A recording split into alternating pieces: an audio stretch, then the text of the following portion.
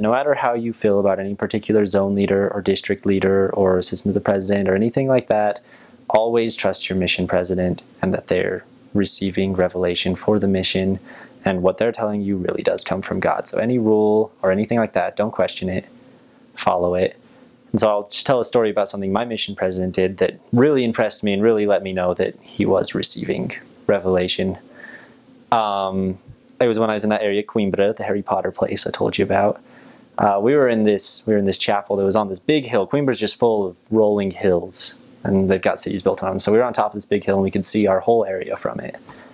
And so it was a zone conference that we were having there. And our mission president walked over to the window, and he looked out and he said, who are the elders over this area? And so me and my companion stood up and he says, come here. And we went to the window and he pointed to this apartment building on the other side of the city. And he said, there is somebody in that apartment building who wants to hear the gospel. And if you go there tonight, you're going to meet them and they will be baptized within a month. And, that was kind of crazy, right? It was like, wow, that's intense, but how could you not go? So we went. As soon as that zone meeting went, we went there. We looked out and we memorized what the building looked like from far away, and we got over to it, but there was 3 identical buildings right there, which looked exactly the same. We're pretty sure we knew which one it was, and so we went in, and we knocked every single door, and everybody in there rejected us. Kind of even more mean than usual. We're like, this is a trick. Okay, we got the wrong building.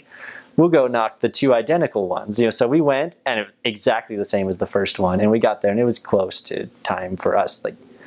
We were already going to be a little bit late getting home, so we're like, well, I don't know, maybe he was wrong. And we walked and we sat outside that first building. We're sure it was this one.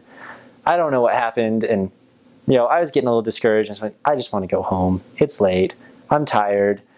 And then suddenly we saw this car pulled up. Kid got out and started walking. And he had been taking late classes and was getting home late from the university. And he was walking in, and my companion, his name is Elder Goiani, he's this crazy Brazilian kid, didn't speak a word of English, but he was awesome. He just goes taking off, and I didn't even realize where he went because I didn't see the kid get out of the car. And he just books it because he's going on this kid. He lived in that first building that we were supposed to knock. And Goiani caught up with him, contacted him at the doorway. I ran to catch up afterwards, and he did agree to meet with us. He was cool. I said kid. He was actually about 24, but. Anyway, I call people kids, sorry. Anyway, we met him. His name was Miguel, and we met him for the first lesson, and I've never met anybody more prepared for baptism, right? He felt the Spirit so strongly in that first lesson. He loved it. He invited us over the next day to teach the second lesson. We taught everything so quick, and a few weeks later, he was baptized, and he stayed a solid member, and it was amazing. And we never would have found him if we had not listened to our mission president. It was a really impressive spiritual experience for me.